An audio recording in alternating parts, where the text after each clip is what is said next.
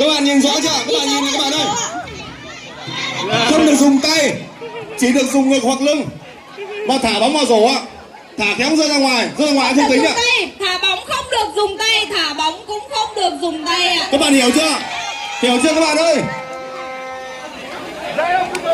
Đội nào mà cả nam chỉ có nam không, không có nam mà không có trái bóng các bạn. Sẵn sàng bắt đầu.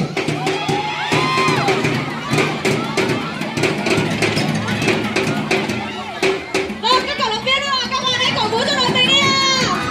Rồi.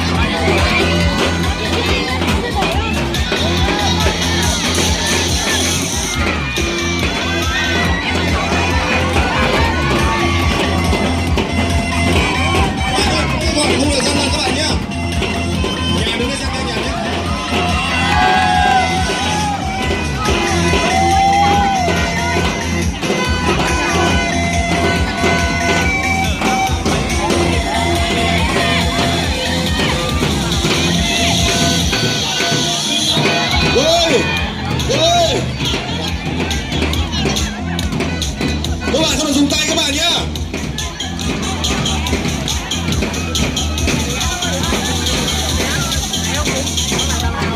Nhẹ nhàng thôi các bạn ơi. Yêu cầu các bạn nam là ép các bạn nữ vừa thôi. Bên bờ rất ép bạn kia ghê quá. Hai bạn nữ ép chặt bạn nam lại.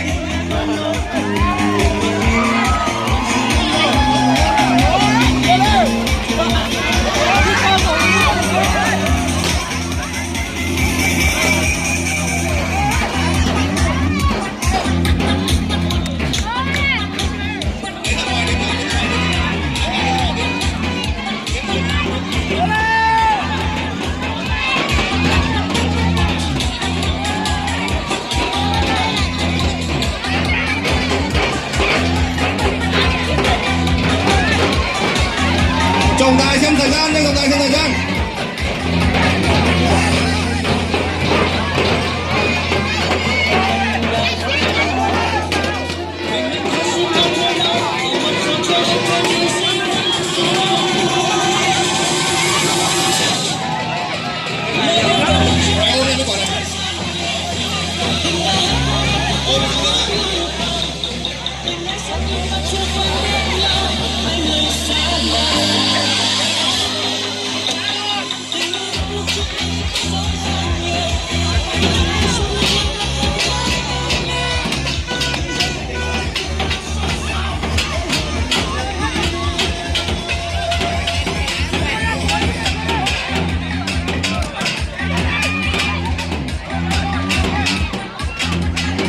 Trọng tài hết giờ chưa?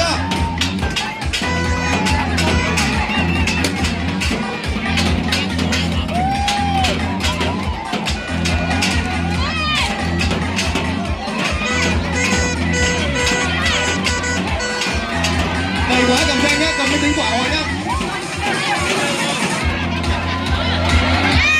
Hết giờ.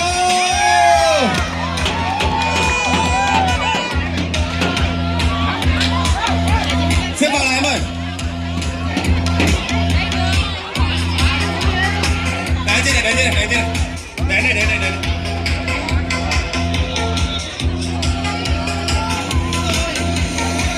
Các bạn đứng dáng ra các bạn ơi.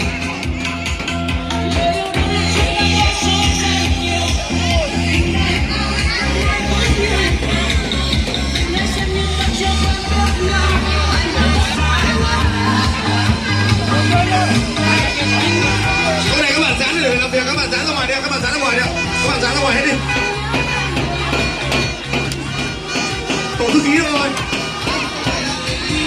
Sáng mê này